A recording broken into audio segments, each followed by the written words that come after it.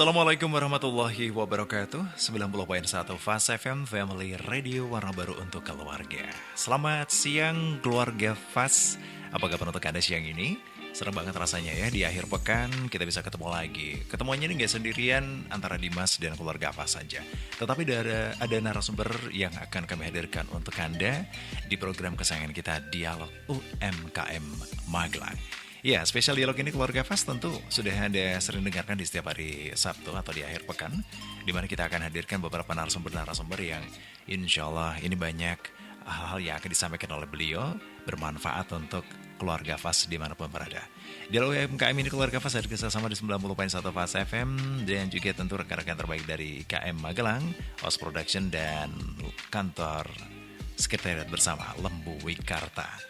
Pada kesempatan siang kali ini, sampai usai nanti kita akan membahas tema yang sangat menarik ya keluarga Fast.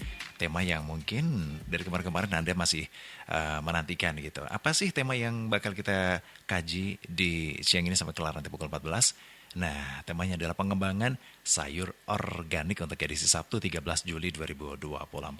Bersama dengan Mas Aswadi, pengusaha sayur organik, dan tentu Direktur Lembu Wikarta, Gus Maman yang pada kesempatan kali ini telah hadir di studio Fast FM. Kita sapa terlebih dahulu. Assalamualaikum, selamat siang. Waalaikumsalam warahmatullahi wabarakatuh. Iya, selamat siang, saya ke Gus Maman dulu. Sehat Gus Maman? Alhamdulillah Mas Dimas, seperti hari-hari biasa. Iya. Dan alhamdulillah hari ini cuaca yang sangat dingin, kita tetap semangat. Ya, dingin tapi juga terik ya. Terik ya, dinginnya itu kering ya. Kering ya. Kalau di kulit itu bikin meledak apa namanya? Pecah-pecah. Kusut ya. Kusut ya. Oke. Lebih kusut lagi kalau kita itu sering cuci muka dengan sabun yang tidak cocok. Begitu kering langsung tambah kering kelihatan. lagi ya. Iya. Wah iya, saya pada pakai Suntex lah. Mainstream gitu kan. Iya, Gus Mama sibuk apa di pekan ini? Alhamdulillah saya masih konsisten untuk mengupdate informasi-informasi kewirausahaan dan juga perkembangan perekonomian harian gitu, dan juga semacam mengintip ya. Untuk tahun ini ada 2 momentum yang mendatangkan harapan dan angin surga, kira-kira gitu Mas Dimas. Ya, kira-kira ya. Yang pertama momentum 17 Agustus hari kemerdekaan kita. Ya. Kemungkinan di bulan Agustus nanti akan ada gairah pasar, lalu daya beli itu akan meningkat. Ya. Karena masyarakat terutama di dusun-dusun, di desa-desa, di instansi akan banyak event kemerdekaan. Sedikit banyak itu akan menggairahkan kewirausahaan kita. Amin. Ya, okay. Lalu yang kedua, seperti pekan yang lalu kami sampaikan ke keluarga Fast, bahwa tahun ini masih kita berharap akan ada perkembangan dan pertumbuhan ekonomi yang memberikan dampak yang cukup positif bagi kita, yaitu di bulan Oktober ketika ada momentum pelantikan atau pengambilan sumpah jabatan Presiden dan Wakil Presiden yang baru, yaitu untuk Pak Prabowo dan Mas Gibran. Hari ini pemerintahan di bawah Pak Jokowi tentu di akhir-akhir dan banyak pengusaha-pengusaha itu masih wait and see untuk menggelontorkan dananya atau untuk berinvestasi ulang atau untuk belanja-belanja, kira-kira gitu. Okay. Mereka yang punya duit gede masih menunggu-menunggu, terutama situasi tahun ini apakah betul-betul jadi pijakan yang cukup baik untuk di tahun 2025. Oke. Kabar yang kurang baiknya Mas Dimas, kurang baiknya apa ini? Ternyata dolar masih 16.000. Tapi kemarin harga jual emas tetap tinggi ya. Itu konsekuensinya bagi yang punya emas. Akan tapi kan emas itu menjadi salah satu patokan bagi kita, justru ketika harga emas itu tinggi, di situ akan bebarengan dengan harga-harga yang lain, terutama kebutuhan sehari-hari itu juga ikut naik. Iya, Gus. Kalau punya tabungan emas itu hari-hari ini bisa cukup lega dan kita bisa ketawa-ketawa gitu. Terutama bagi keluarga yang bulan-bulan ini sedang ada pengeluaran khusus untuk anak yang masuk sekolah. Masuk sekolah. Kalau punya tabungan emas, oke. Tapi kan tabungan emas itu hanya sebagian kecil di antara masyarakat kita. Ya, begitu. beda halnya dengan pada umumnya yang menjadi tumpukan utama itu kan upah atau gaji bulanan atau upah mingguan yang itu rutin. Nah, ketika rutinitas itu kita alami, artinya apa itu penghasilan bulanan atau mingguan itu tetap, tapi harga-harga semakin terbang ya. Oke. Itu konsekuensi dari dolar yang naik, rupiah yang tergencet. Oke gitu. Gus Maman, terima kasih untuk beberapa informasi terkininya ya. Tak lupa kita juga mengucapkan selamat tahun baru 1446 Hijriah. Selamat tahun baru. Ya, resolusi apa Gus bagi teman-teman kita entrepreneur atau UMKM kita? Resolusi kita untuk tahun baru itu semangat, kreatif dan terus mengupdate pengetahuan. Oke. Karena usahanya sama, mungkin usahanya sama, pekerjaan kita sama, akan tapi pengetahuan itu kan selalu berkembang, selalu berubah. Mau tidak mau kita harus selalu mengupdate. Jadi semangat kita bekerja itu juga semangat terus belajar. Resolusi yang akan selalu aktual setiap tahun. Setiap tahun ya. Oke, termasuk siang ini. Termasuk siang ini. Update bareng-bareng. Nah, siapakah yang bakal kita update ya keluarga Fas untuk bisa kita jadikan rujukan. Nah, kita sudah kehadiran ada Mas Aswadi, pengusaha sayur organik. Assalamualaikum Mas Aswadi. Waalaikumsalam warahmatullahi wabarakatuh, Mas Dimas. Iya, apa kabar Mas Aswadi? Alhamdulillah sehat. Sehat ya. Selama ini menghilang kemana aja sih? Kamu juga. Wah, ini udah beberapa kali kita ketemu di beberapa event. Betul. Keorganisasian. Offline ya. Tapi berkat ini kita siaran bareng ya. Iya, betul. Ya, sibuk apa aja Mas Aswadi kali ini? Sekarang saya kembali ke habitat awal, menjadi petani. Emangnya sebelumnya habitat apa aja yang sudah ditekuni? Macam-macam Mas.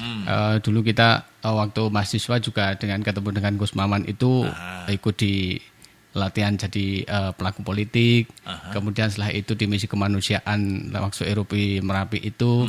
Setelah itu kita juga pernah ikut menjadi penyelenggara pemilu. Jadi panwas juga pernah. Ya. Iya, itu jadi penjual gorengan juga pernah, penjual cilok juga pernah. Tapi sekarang kita kembali ke pekerjaan yang menjadi sebuah impian, yaitu jadi petani yang tidak seperti petani pada umumnya. Tidak gitu. Seperti umumnya gitu. Iya. Wah, kok bisa dikatakan tidak seperti umumnya? Gini Mas, jadi pandangan petani sampai dengan saat ini kan masih petani itu identik dengan pekerjaan yang keras, kemudian bau, selalu panas matahari, kemudian kotor, nggak ada duitnya kan gitu. Itu menjadi image khususnya teman-teman pemuda bahwa mungkin pekerjaan petani itu adalah pekerjaan kepepet gitu. Bahkan sampingan juga ya, tidak utama gitu. Iya, sampingan bahkan tidak, itu menjadi penolakan. Itu pilihan ternyata. Iya, jadi banyak anak-anak muda Gen Z sekarang ini yang bodong-bodong tidak mengajukan proposal daftar jadi petani. Betul. Tapi antri rela nganggur bertahun-tahun untuk menjadi PNS gitu. Iya. Ini kan ironis banget sebenarnya Mas Aswadi. Sangat ironis. Dulu saya pernah memikirkan itu, memang dulu kita saya lahir dari petani turun-temurun ya. Oh gitu. Iya. Turunan keberapa? Itu petani ya, yang penting tanam, kemudian ya seperti itu, kemudian hasil panennya cukup dijual di pasar dengan harga yang seperti itu juga. Kalau kita kalkulasi dari kegiatan pertanian memang nggak ada duitnya. Tapi dari pengalaman itu kami banyak sekali bertemu dengan orang-orang yang sukses. Kami juga pengen seperti mereka. Akhirnya saya juga belajar bertani. Kemudian saya mikir gimana jadi petani supaya pendapatannya itu tidak seperti pada umumnya sebagai petani kan gitu. Oke, atau sebelum-sebelumnya gitu ya. Iya. Iya. Karena ya itu memang kita ketika melakukan pekerjaan yang tidak disukai orang itu memang saya pernah dapat kata-kata dari teman-teman Pengalengan. Kata-kata dari kata-katain. Oh, kata-kata ya. Enggak, mereka bilang gini, Mas, kalau jenengan mau jadi petani yang sukses harus gila dulu katanya gitu. Oh gitu. Iya. ya. Tapi Iya. nggak jadi pasien dulu kan. Dalam arti gila itu dengan etos kerjanya ya kan. Iya, dari etos kerjanya, kemudian penghasilannya kan harus gila. gitu. Karena masyarakat pada umumnya kan orang itu melihat bukan dari proses tapi dari hasil. Pasti bilang, gila bener, Ya. penghasilannya sebulan dapat segini. Tapi dia nggak pernah melihat, gila bener orang itu kerjanya kan gitu. Begitu ya. Iya. Bagaimana prosesnya Betul, dijalani, tahapannya gitu ya. Oke. Dari situ saya pernah mencoba jadi orang gila dulu memang. Gitu. Otak aja gak ketangkep ya. Kegilaan apa saja nih Mas Aswadi yang mungkin ini akan mencuat gitu ya sehingga Anda meletik gitu jadi petani yang sukses saat ini. Ya, kegilaan yang pernah saya lakukan yaitu merubah pola petani dari konvensional langsung ke organik 100%. Nah, konvensional ke organik Betul, ini. iya. Kalau dari beberapa geografis yang ada di Gerabak kan, Iya.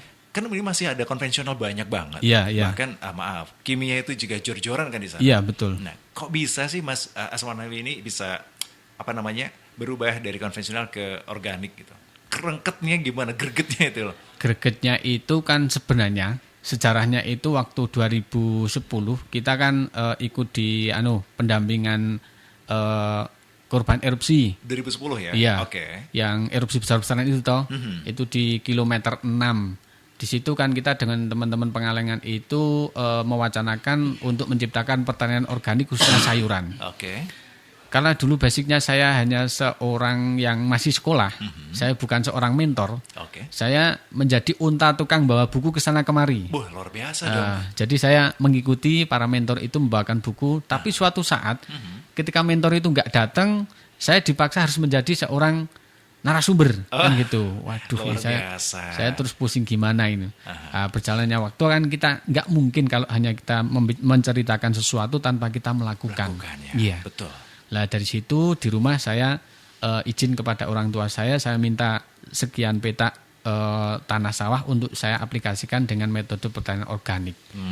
Gitu. Iya. Jadi adalah untuk praktek ya. Iya. Untuk belajar sekaligus ya. Iya. Dari sekian petak ini, satu sudah menjadi berpetak-petak berapa ini Mas? Kalau dulu sekarang kan dulu itu saya fokusnya di pertanian organik padi. Kalau sekarang saya fokus di sayur, Mas. Sayur, Ya, ya. sayur saya fokus di 8.000 meter aja. Oke. Karena perbandingan mengelola padi dengan sayur itu kalau nggak salah ya estimasi resiko pekerjaannya 1:10. Jadi Begitu. kalau saya mengelola 4.000 meter hampir saya dengan ketika menanam padi 4 hektar kan gitu. Hektar, ya. Iya.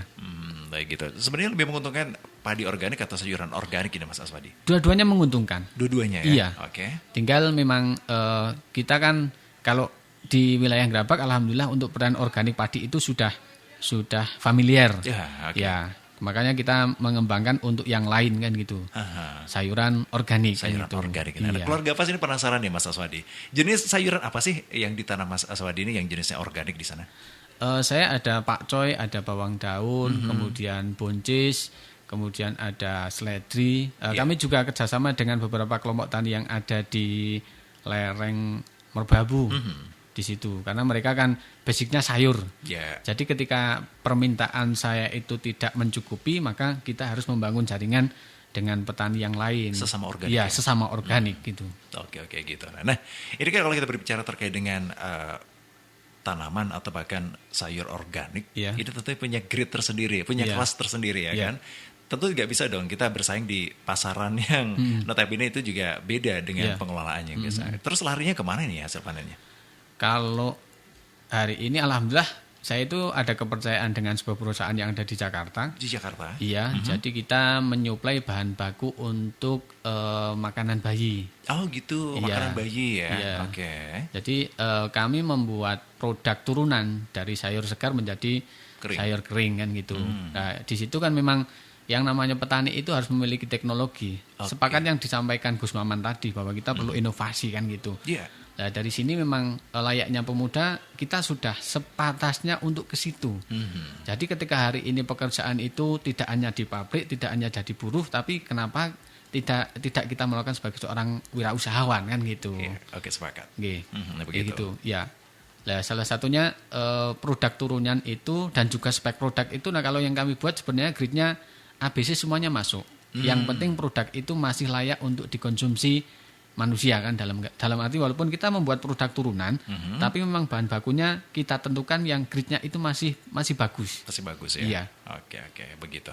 Baik, Mas Aswadi, kalau tadi ada pakcoy, kemudian ada daun bawang ya. Kemudian apa lagi produk yang ada kacang-kacangan itu, ada kacang merah, ada kacang polong, ada jagung manis, sayur yang lain ada kembangkul, brokoli, wortel. Jadi di gerabak itu kan sebenarnya semua sayuran yang kita produksi itu tidak bisa ditanam di gerabak. Makanya kami menjalin jaringan ke beberapa petani yang sama-sama memiliki sertifikasi organik. Organik. Yang tidak bisa ditanam di gerabak berarti ditanam di tempat lain. Iya, tempat lain. Ada berapa jaringan ini teman-teman yang tergabung ini? Sekarang kalau yang di Gerabak itu kami juga mendapatkan mandat dari Ibu Penyuluh Pertanian Kecamatan Gerabak untuk memberdayakan 14 kelompok wanita tani. Oke. Kemudian yang di lereng Merbabu itu ada sekitar 6 kelompok tani. KWT mana saja yang saat ini masih aktif? Boleh dong disapa itu biar senang ya sedang mendengarkan ini. Iya. Oh, bolehlah kami sapa kepada untuk ibu-ibu KWT yang ada di Gerabak, ada di Kalikuto, ada di Banyusari, ada di Kleteran, ada di Ngasinan. Semuanya mari kita tetap semangat untuk bertani dengan cara organik karena pertanian organik ini adalah pertanian yang unik. Jadi kami meyakini bahwa pertanian model ini pertanian yang akan bertahan. Amin. Sampai kapanpun. Sampai kapanpun ya? Iya. Oke, begitu. Baik, Mas Aswadi, kita akan kupas bagaimanakah cara untuk Anda pengerjaan, pengolahan lahan sampai dengan pemanenan, bahkan sampai dengan pemasaran. Siap. Yang tentu ini bisa menggiurkan dari keluarga Fas, terutama generasi milenial kita ya. Iya. Siapa tahu nanti besok ada waktu sowan ke Gerabak ya kan? Siap, monggo. Serbu pakcoynya ya. Baik, keluarga Fas masih bersama dengan Mas Aswadi, pengusaha sayur organik, Gus Maman dari Direktur Lembu Wikarta, dan di UMKM ini kami akan hadirkan untuk Anda yang sebokul 14 waktu Indonesia Barat. Silakan untuk Anda bisa bergabung di 081578709640-nya, dan kami informasikan untuk keluarga Fas yang ada di Magelang ya, khususnya untuk Anda di Secang dan sekitarnya.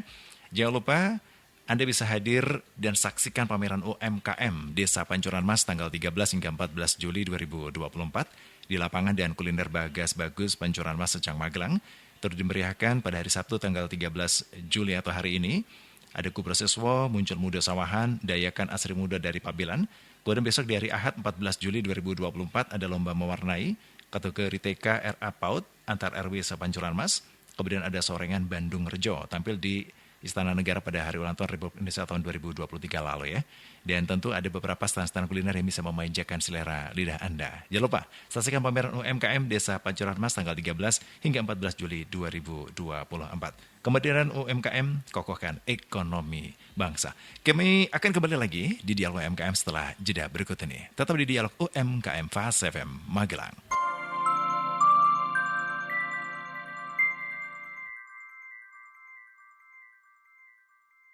Semakin siang semakin terik dan juga terasa panas keluarga Fas di luar sana ya. Kami sarankan untuk Anda menjaga kelembapan dan daya tahan tubuh Anda ya. Karena biasa kalau terik ini kita biasa sering menguap ya, banyak juga cairan yang banyak terbuang. Jadi jaga cairan kita agar tetap aman, agar tidak terjadi dehidrasi maksud saya ya. Oke, yang jelas untuk Anda keluarga Fas di UMKM Magelang ini masih bekerja sama dengan 90.1 Fas FM, Lembu Wikarta, OS Production, dan IKM Magelang. Kita kembali lagi dengan tema pengembangan sayur organik. Gus Maman, kalau kita berbicara terkait dengan organik tadi, Mas Aswadi telah menjelaskan bahwasanya ini beda dengan cara petani konvensional. Karena ini butuh sesuatu hal yang beda gitu. Betul. Penanganan, bahkan penyediaan lahan, bahkan juga cara pemasarannya. Ya, jadi gini Mas. Yang diceritakan Mas Aswadi tadi adalah teknik-teknik atau hal-hal ehwal yang harus dijalankan bagi pekerja pertanian. Jadi menjadi petani itu sesungguhnya bukan hal yang sukar. Ketika itu dijalani mudah, apalagi itu sudah menjadi bagian hidup yang mau tidak mau itu pilihan terbaiknya, kira-kira gitu. Okay. Tadi Mas Aswadi sudah memberikan gambaran bahwa menjadi petani yang tidak umum, yang dulu mungkin Mas Aswadi membayangkan itu adalah sukar atau rumit, hari ini ternyata sudah bisa dijalani dengan lancar, mudah, dan menemukan pasarnya. makna penting yang ingin kami sampaikan kepada generasi muda hari ini adalah pertanian adalah kewirausahaan yang hari ini membutuhkan kaum muda untuk bergelut di dalamnya. Betul bahwa selama ini ada persepsi negatif tentang pertanian, kotor, keras, lalu tidak keren, lalu yang keren itu adalah kerja kantoran, menjadi karyawan pabrik, dan itu tidak bisa kita nafikan begitu saja karena memang konstruksi pendidikan kita mengarahkan ke sana.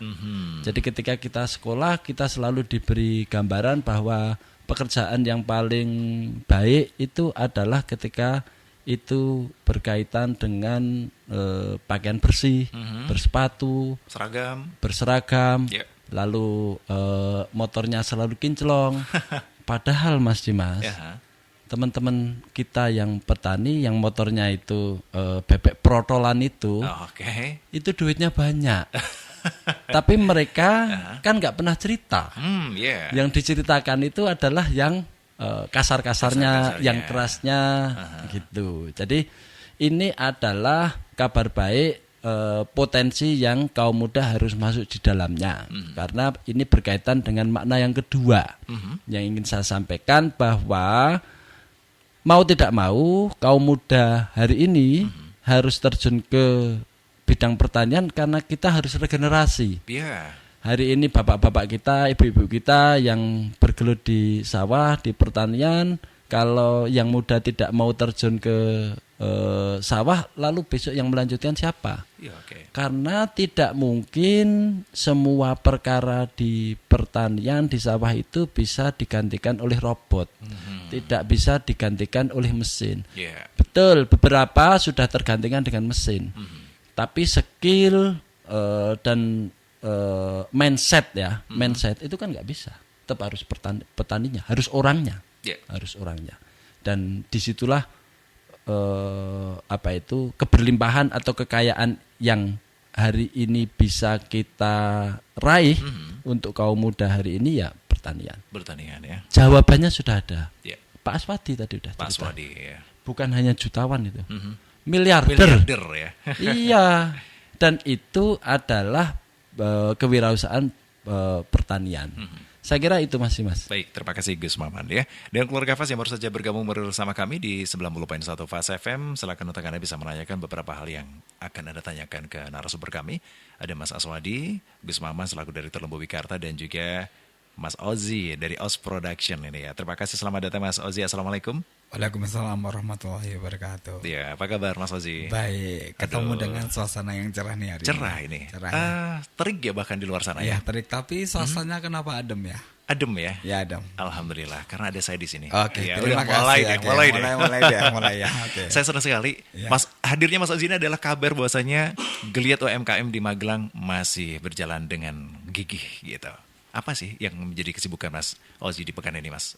Pekan ini saya lagi rapat-rapatnya untuk mengemas beberapa event. Kemudian tetap untuk weekend ini kita schedule untuk invite narasumber terkait dialog UMKM. Dan 2 hari ini kita akan ada acara spektak di sebuah desa binaan kami di Desa Pancoramnas. Yang pertama pameran UMKM dengan nanti ada sedikit penampilan dari para penari lokal. Kemudian besok itu grand puncaknya ada tarian soreng yang sudah masuk ke istana. Oke. Soreng Bandung Rejo kan? Ya, itu suka banget itu. Cuman saya agak jengkel aja sama penyanyi ini. Gimana? Kenapa udah di booking tapi dia nggak mau on time, nggak mau datang, itu gimana ceritanya? Iya, karena bersamaan gitu ya. Kita atur aja waktunya. Oke, kembali lagi ke topik aja.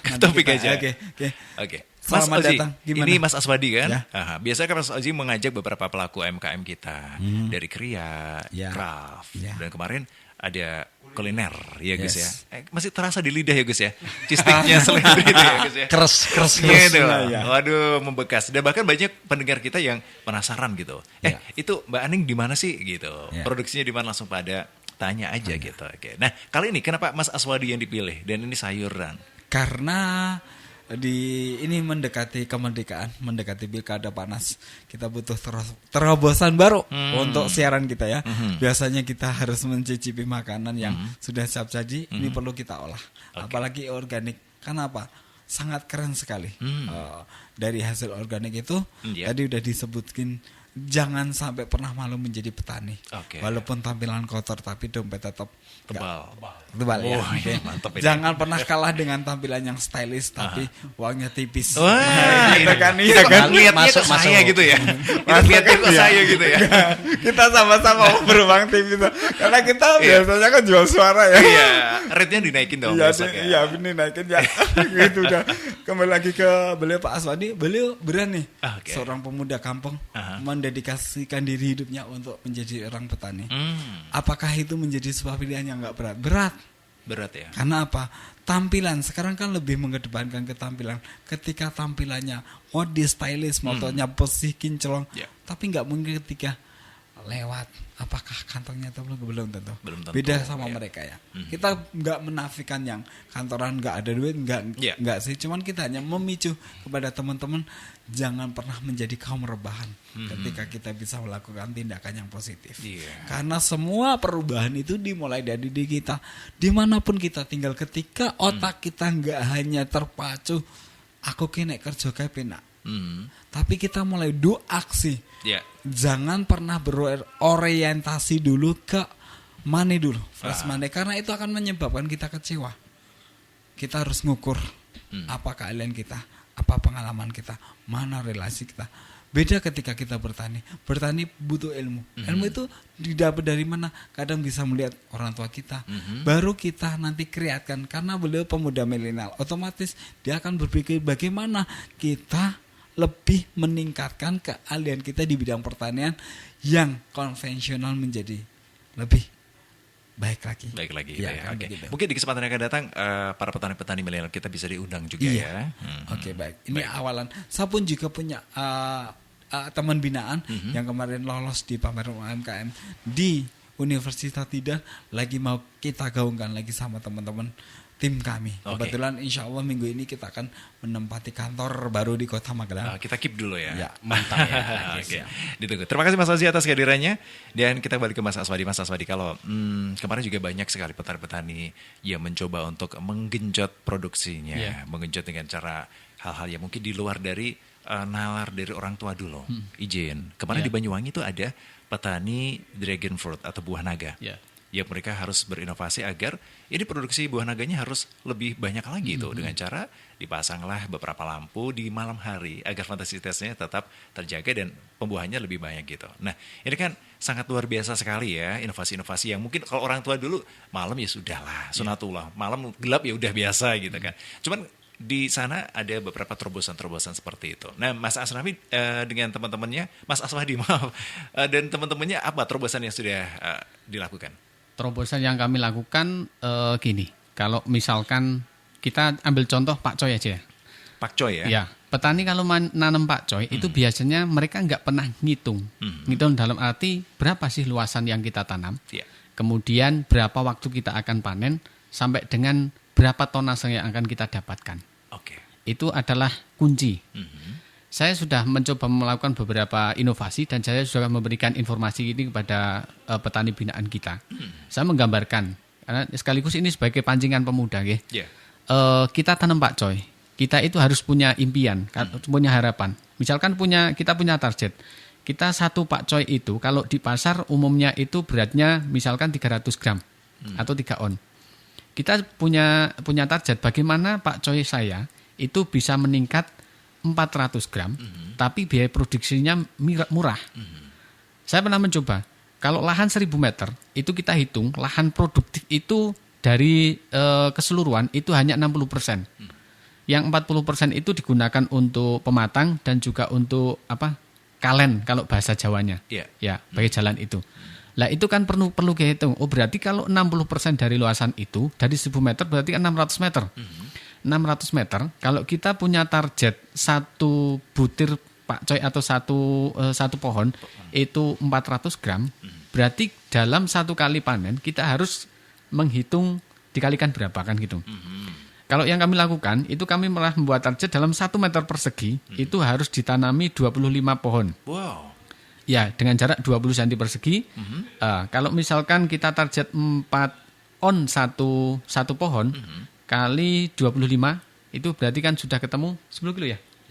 10 kilo kali 600 meter, berarti kalau 100% kehidupan, tapi kita ambil saja 80. Ya, oke. Itu kan berarti ketemu sekian kilo.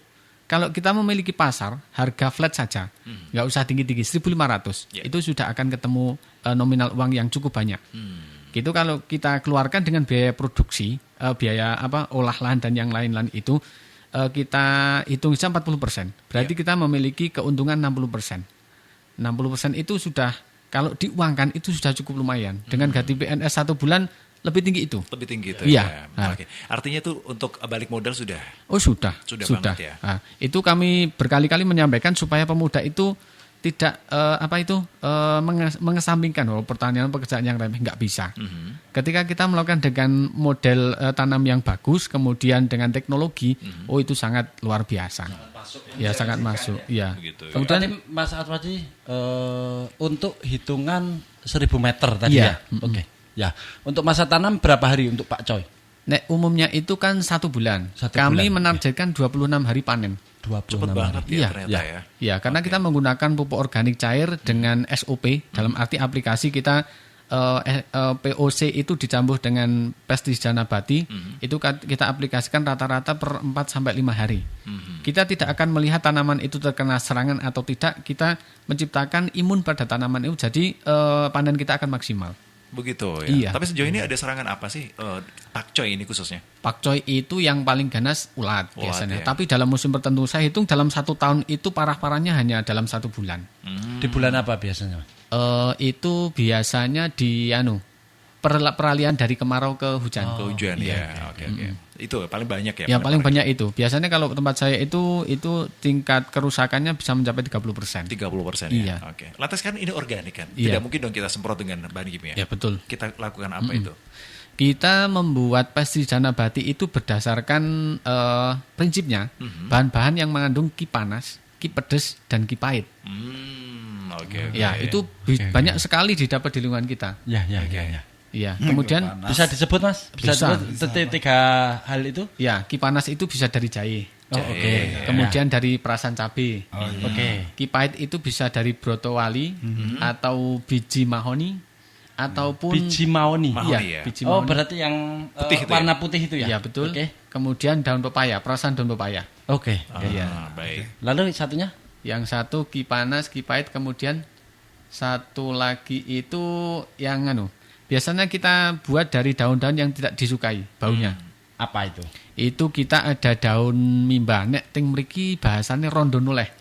Yang di pinggir jalan itu bunganya kayak bunga matahari kuning-kuning itu loh.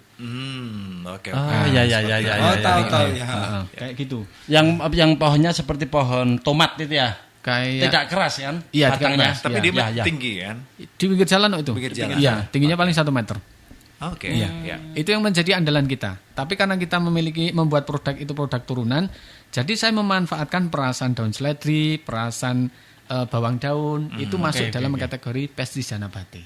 Oke. Itu cukup ampuh ya untuk membasmi itu. Selama ini ampuh bagi kami. Ampuh ya.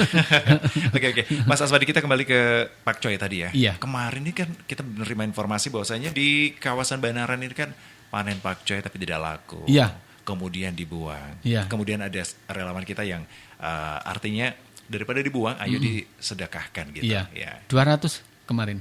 Saya dapat info harga itu di pasar. 200 sampai 500 Rp200. per kilogram. Iya. Petani menerimanya Rp200 per kilo. Iya. Iya. Oh ya Allah. Ini kenapa Mas Aswadi kok bisa terjadi hal itu, Mas Aswadi? Itu sebenarnya, itu mohon maaf, kami maklum kepada petani pada umumnya yang mereka masih menggunakan pola konvensional. Ya. Konvensional itu kan berarti yang penting mereka tanam, kemudian panen, dijual ke pasar tanpa mereka mengetahui harga pasarnya. Kalau kami, alhamdulillah kami sudah memiliki jaringan, jadi kami memiliki kepastian harga. Jadi kami bisa mematok bahwa harga kita itu akan selalu aman. Tinggal Stabil ya, Mas? Stabil, tinggal bagaimana kita menciptakan produk itu sebagus mungkin. Oke. Jadi sekarang kita sebagai petani kan yang penting kita otak kita. Jadi saya tidak begitu memikirkan terkait dengan harga. Oke. Ya, khususnya organik itu kan memang termasuk tanaman yang unik ya. Model pertanian yang khusus. Ya. Jadi sudah ada pasar khususnya kan Nah, gitu. tadi itu ada kelas tersendiri. Betul, iya. Oke. Kemudian sebenarnya apa yang terjadi terhadap mereka ini? Karena permintaan juga sedikit atau seperti apa? Kalau kemarin yang kami lihat untuk pasar umum itu kan beberapa bulan yang lalu memang Pak Coy itu pernah booming. Dalam arti di harga 7.000, 8.000 per kilo itu memang di luar normal.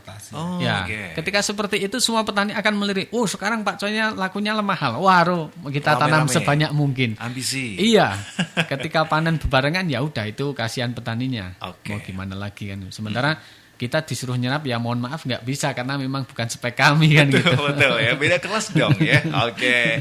Nah, kalau kita berbicara terkait dengan setiap 26 hari kan panen ya, Iya. Mas Aswadi ya. Nah, ini berapa ton? Kemudian bagaimana packagingnya sesuai dengan target dari market yang sudah dijalani ini, Mas Aswadi? Iya. Kalau kami selama ini rata-rata permintaan kita per bulan itu 1,2 ton kering. Jadi 1,2 ton iya dari 15 item itu. Jadi rata-rata kalau rendemen itu 10% berarti berarti kita butuh bahan kurang lebih sekitar 10 kali lipatnya dari 1,2. Oke, Nah, itu begitu ya. Iya. Oke. Ini memang diolah di gerabak ya? Iya. Oke, dengan bentuk kering ya. Betul. Alatnya seperti apa ini? Alatnya kita pakai drying, Mas. Mhm. Iya, pakai drying. Nah, kami memang ada jaringan dengan perusahaan, kemudian kami saat ini masih difasilitasi mereka Oke. alat itu. Tapi teknologi sudah diserahkan kepada kami, jadi memang mungkin orang kalau melihat saya, ya memang kuis dalane sambang. Iya benar, saya percaya itu dalane saya. Iya. Tapi ketika saya tidak berusaha, juga perusahaan tidak akan percaya dengan saya, kan kira-kira seperti itu. Iya, begitu Iya. ya. Oke, kalau kita tadi sudah membahas Pak Coy keluarga Fas, di sini juga ada beras apa namanya? Judulnya apa sih ini? Beras organik. Oh, Banyu Mili. Iya. Banyumili. Ini buat renang apa? Kan ada sana itu ya. Energi buat renang bukan buat renang. Oh, Masak beras buat renang gimana caranya kakak? Iya. Anda lapar ya? Iya, siapa tahu ini hasilnya kan memuaskan. Mas Ozi terus buat kolam renang. Iya. Iya kan? Amin, Masya Allah. Itu kan Mas sebuah prinsip ya, sebuah prinsip hidup karena dulu kami juga pernah ikut derek Gus Yusuf walaupun sebentar. Iya. Itu bahwasanya orang hidup itu ya banyu mili, Banyu derek mili. apa yang ada. Kita boleh memiliki keinginan yang sangat luar biasa, tapi juga harus diiringi dengan doa yang kuat dan ikhtiar yang maksimal. Kira-kira seperti itu. Yang lebih penting lagi bahwa kita itu harus selalu husnudzon kepada apapun. Yes. Begitu. Iya.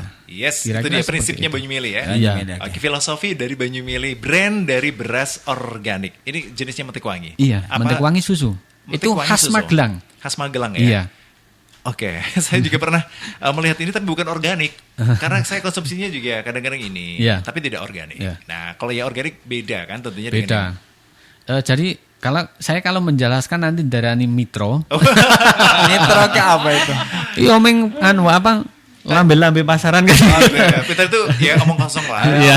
Padahal realitanya ada. Apa Omong Mas? besar. Omong Iya. besar. Itu omong besar. Iya. Iya. Jadi itu nanti silakan dimasak bareng-bareng di sini. Ada uji boleh, rasa. boleh. Iya. Coba didahar atau dimakan.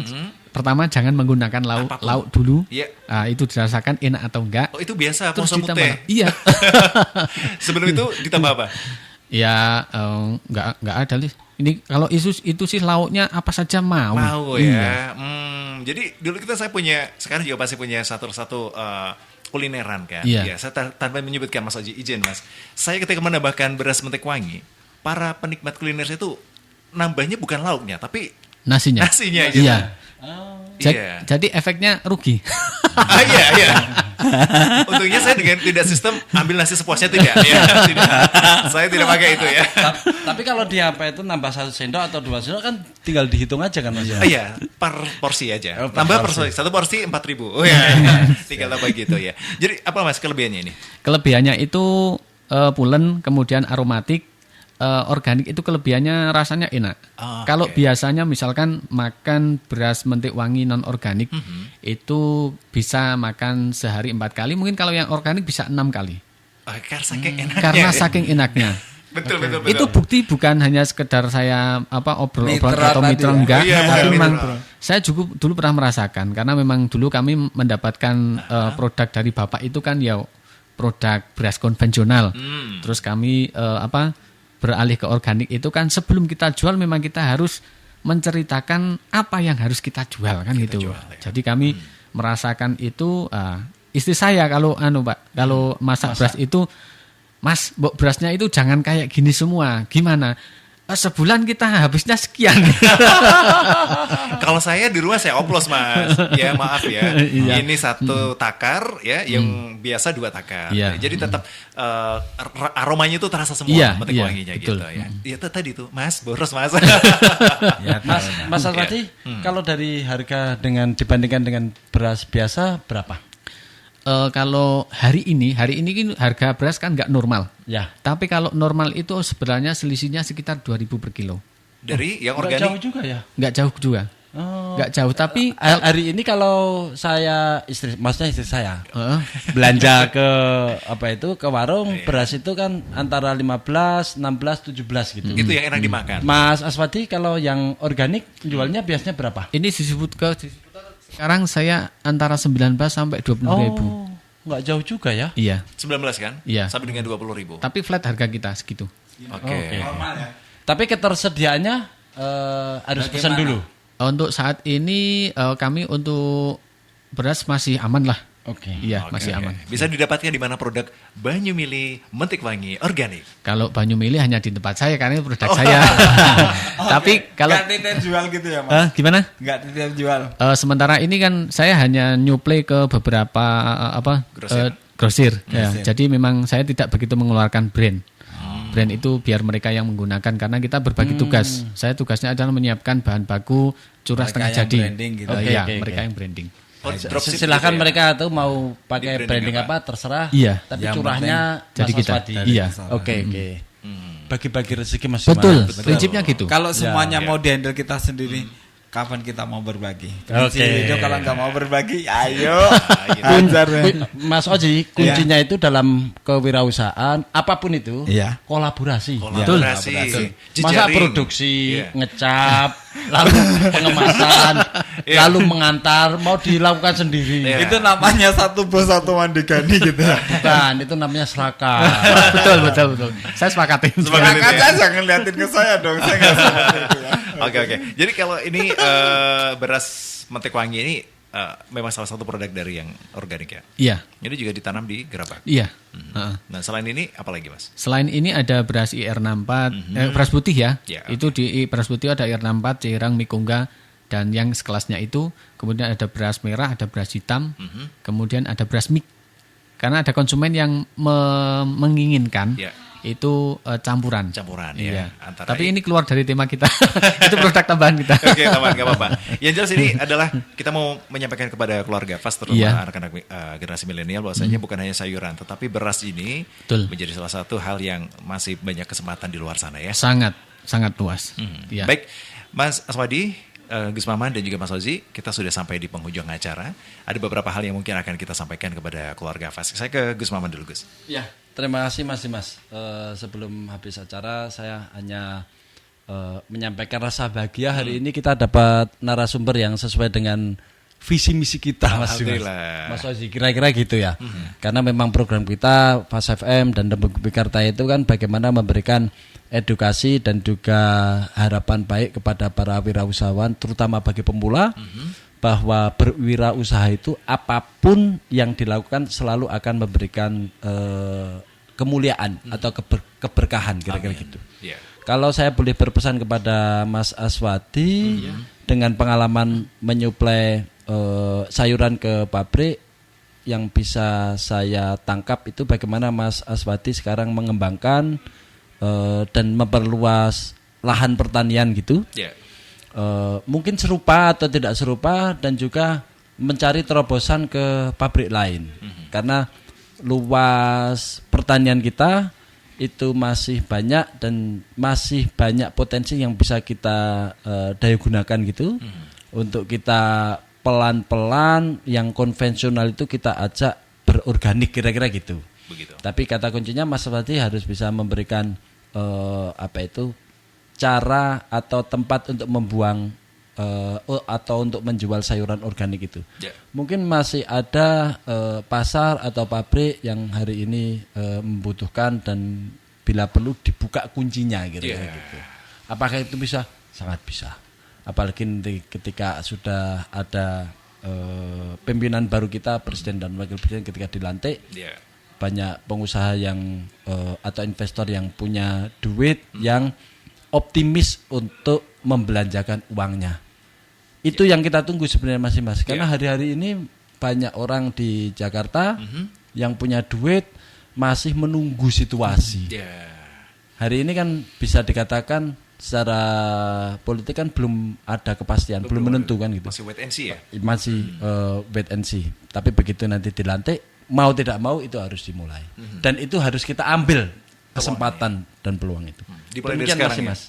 Gimana? Dimulai dari sekarang juga? Dimulai dari sekarang tentu. Oke, baik. Terima kasih Gus Maman dan luar biasa sekali Mas Ozi. Ada beberapa hal yang mungkin akan kita sharingkan kepada keluarga Fas. Silakan.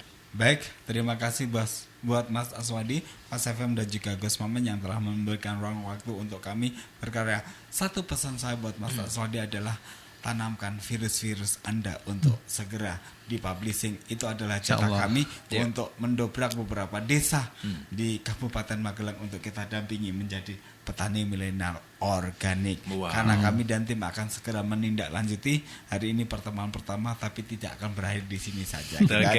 Tetap menyala abangku. Gitu ya. Luar biasa ya. Kita gaungkan organik untuk Kabupaten Magelang. Amin ya. Bismillah. Amin. Terima kasih Mas Ozi. Mas Aswadi, melihat dari tadi yang disampaikan Gus Maman, Mas Ozi, ada harapan atau bagaimana Anda menangkapnya? Silakan. Kalau harapan kami sih, kami juga pingin teman-teman muda saat ini mau mengikuti jejak kami yang sebagai petani. Terus jadi petani itu ya kita harus menciptakan visi yang bagus. Hari ini orang kalau melihat saya itu nggak percaya kalau saya petani. Jadi saya harus membedakan. Ketika saya di sawah boleh saya ngelomrot, tapi kalau di rumah ya jangan. Wah, anggota dewan jangan-jangan ini ya. Jadi itu kan meningkatkan marwah petani. Ternyata petani itu memang tidak boleh diremehkan. Kira-kira seperti itu. Begitu ya. Oke. Kalau untuk usaha Mas Aswadi dan juga teman-teman semuanya, apa sih harapan yang akan datang? Harapan yang akan datang, banyak sekali petani yang harus merubah pola pertanian mereka dari konvensional ke organik. Karena kami punya mimpi. Magelang ini sayurnya itu nanti bisa ambil dari petani yang ada di Magelang yang khususnya organik. Harus ya. Jadi kita Magelang itu benar-benar sehat kan gitu. Amin. Ya. Begitu. Baik, Mas Aswadi, kalau keluarga Fas ada yang ingin ngangsu kauro, pengen lebih tanya lagi kemana ini Mas? Bisa datang ke kantor BPP Kecamatan Dapak karena di situ kami ada mini lab. Yang itu membuat beberapa pestisida dan pupuk organik. Situ memang sekaligus sebagai kantor kita bisa sharing di situ. Atau bisa datang ke rumah saya juga boleh. Boleh ya? Iya, di Dusur Ngaran di Sangasinan, Kecamatan Grabak, sekaligus silaturahim atau ziarah ke Mbah Sunan Geseng atau main ke Telaga Bleter. Baik, terima kasih Mas Aswadi, Gus Maman. Sama-sama ya. Mas Ozi, terima kasih juga atas kehadirannya. Semoga apa yang sudah kita sampaikan di siang ini berkah, barokah untuk kita semuanya. Baik. Amin. Terima kasih juga untuk teman-teman IKM, Aus Production, teman-teman di Lembu Wikarta, dan keluarga Fas tentunya. Anda bisa menyimak beberapa obrolan atau diskusi kita di siang ini di beberapa platform yang ada di YouTube, Instagram, dan juga beberapa media sosial Fas FM Magelang. Saya Dimas Saputra untuk pamit undur diri. Selamat siang dan wassalamualaikum warahmatullahi wabarakatuh. Waalaikumsalam warahmatullahi wabarakatuh.